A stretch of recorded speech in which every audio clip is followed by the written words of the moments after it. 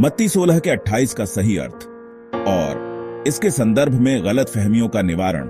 यह पद कहता है, मैं तुमसे सच कहता हूं कि जो यहां खड़े हैं उनमें से कुछ ऐसे हैं कि वे जब तक मनुष्य के पुत्र को उसके राज्य में आते हुए न देख लेंगे तब तक मृत्यु का स्वाद कभी न चखेंगे। यह पद कई बार गलत समझा गया है, विशेषकर यह कि यह यीशु के दूसरे आगमन के बारे में है। लेकिन यदि इस पद को उसके संदर्भ और निकटवर्ती घटनाओं के प्रकाश में समझा जाए तो इसका अर्थ स्पष्ट हो जाता है। संदर्भ में समझना। पद के पहले का संदर्भ मत्ती 16 में यीशु अपने शिष्यों से बातचीत कर रहे हैं। उन्होंने अपनी मृत्यु और पुनरुत्थान की भविष्यवाणी की थी, मत्ती 16 के 21, और उनसे कहा कि जो उनके पीछे चलना चाहता है उसे अपना क्रूस उठाना होगा, मत्ती 16 के 24 से 27। मनुष्य के पुत्र का राज्य का अर्थ यहाँ मनुष्य के पुत्र को उसके राज्य में आते हुए का मतलब यीशु के दूसरे आगमन से नहीं है, बल्कि उसकी महिमा और ईश्वरत्व का प्रकाशन है। यह घटना अगले अध्याय में यीशु के रूपांतरण के रूप में पूरी होती है, मत्ती 17 के 1 से 9। गलतफहमी का निवारण। कई लोग इस पद को अंतिम समय और यीशु के दूसरे आगमन से जोड़ते हैं, लेकिन यह समझना महत्वपूर्ण है कि यहां खड़े हैं का संदर्भ उनके शिष्यों से है और यह घटना उनके जीवन काल में घटित होनी थी। यीशु के दूसरे आगमन की बात यहां नहीं की गई है, इसके बजाय यह उस महिमा के संदर्भ में है जिसे उनके शिष्य शीघ्र ही देखने वाले थे। इस पद का सीधा संबंध रूपांतरण से है, जहां शिष्यों ने यीशु की महिमा को देखा।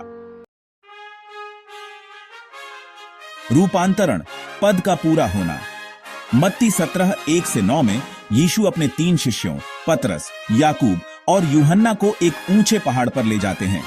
वहां यीशु का रूप बदल जाता है, उसका चेहरा सूर्य की तरह चमकने लगता है और उसके वस्त्र उज्जवल हो जाते हैं। मूसा और एलिय्याह प्रकट होते हैं और वे यीशु के साथ बातचीत करते हैं। फिर एक स्वर्गीय आवाज आती है, यह मेरा प्रिय पुत्र है। यह घटना ईश्वर के राज्य की महिमा का पूर्व दर्शन थी। यह उन शिष्यों के लिए प्रमाण था कि यीशु परमेश्वर का पुत्र है। मुख्य शब्दों का स्पष्टीकरण। कुछ ऐसे हैं जो मृत्यु का स्वाद नहीं चखेंगे। इसका अर्थ है कि कुछ शिष्य उस महिमा को अपने जीवन काल में ही देखेंगे। मनुष्य का पुत्र अपने राज्य में आते हुए, इसका अर्थ यीशु के रूपांतरण के दौरान उनकी दिव्य महिमा का प्रकट होना है। निष्कर्ष। मत्ती 16:28 का अर्थ यह नहीं है कि यीशु का दूसरा आगमन उनके शिष्यों के जीवन काल में होना था। यह पद सीधे रूपांतरण की घटना की ओर इशारा करता है, जो कुछ दिनों बाद ही पूरी हुई।